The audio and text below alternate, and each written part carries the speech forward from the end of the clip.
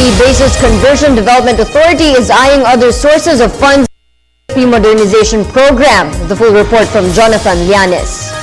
The Philippine government, under the Bases Conversion Development Authority, or BCDA, in its plans to modernize the country's armed forces, continues to develop former U.S. and Philippine military installations in the country.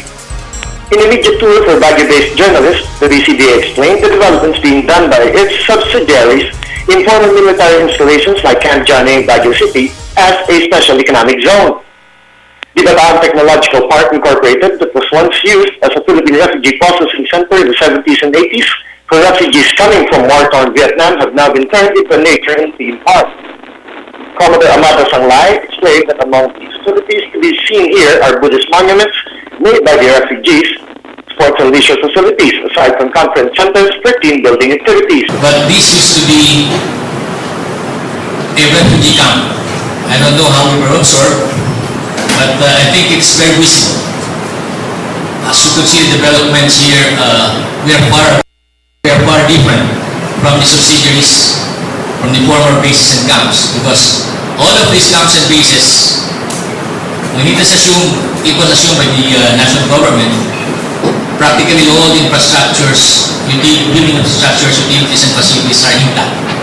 In our case, it's different.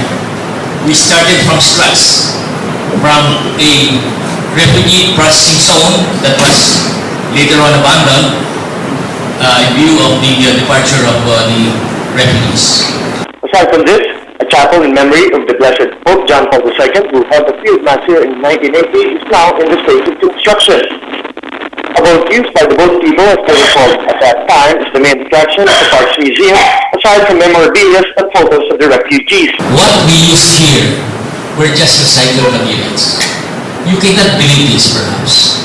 But this building where we are now was a product of recycled materials. Almost every building structures that we went through of rehabilitating, repairing, are made of recycled materials.